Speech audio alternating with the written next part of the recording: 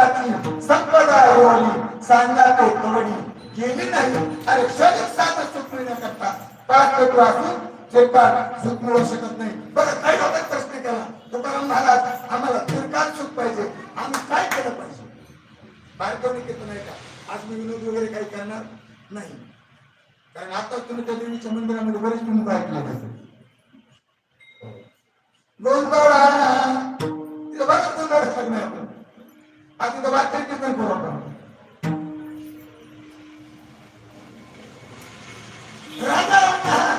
त्याला चिरकाल सुख मिळू शकलं नाही. चला, पण चिरकाल सुख मिळण्याकरता माणसाच्या जीवनामध्ये पाचच तत्व पाहिजे. मनोज महाराज पहिलं तत्व आहे ते ज्ञान पाहिजे, दुसरं तत्व आहे ते नाम पाहिजे, तिसरं तत्व आहे ते शांती पाहिजे, चौथं तत्व आहे ते वैराग्य पाहिजे आणि पाचवं तत्व आहे ते गुरुनिष्ठा पाहिजे. हे पाच तत्व जर माणसाच्या जीवनामध्ये असेल, शंकर महाराज ज्ञान असेल, ज्ञान जर असेल तर माणसाला कोणत्याच गोष्टीचं काही कमी पडत नाही.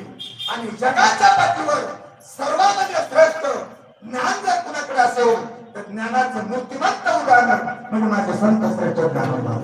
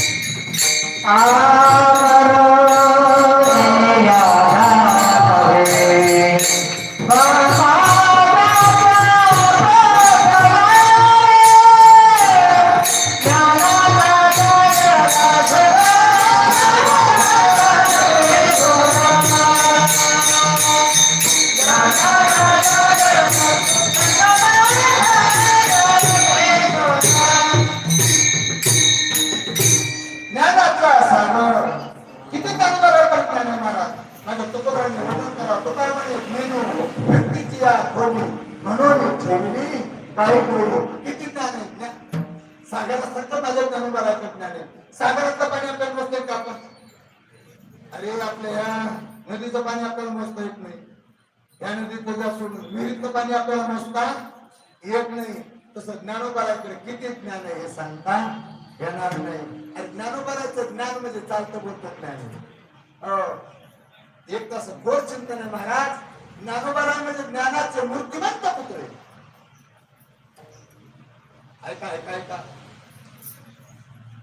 अगोदर सूर्य उगत, अगोदर तांबडं फुटतं, तांबडं फुटतं. अगोदर सूर्याचे किरण, अगोदर सूर्याचे किरण आणि नंतर सूर्य. तसं अगोदर ज्ञान जन्माला आलं आणि नंतर ज्ञानोबा जन्माला आलं. अगोदर ज्ञान जन्माला आलं. उपजता ज्ञानी हे वर्म जाणून आले लोकांनी चांगले. 1400 वर्ष जगणारा तो चांगलं ज्ञानोबाराच्या ज्ञानाकडे लोकांना घालतो. विठाला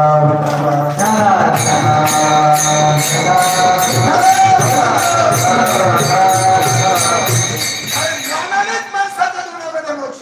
ज्ञानाविना मोक्ष नाही.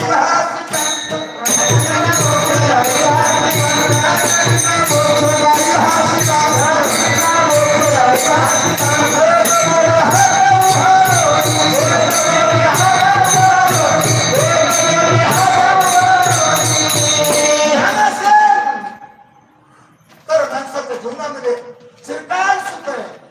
पण ऐका ऐका, नुसतं ज्ञान असूनही भागत नाही बाबा.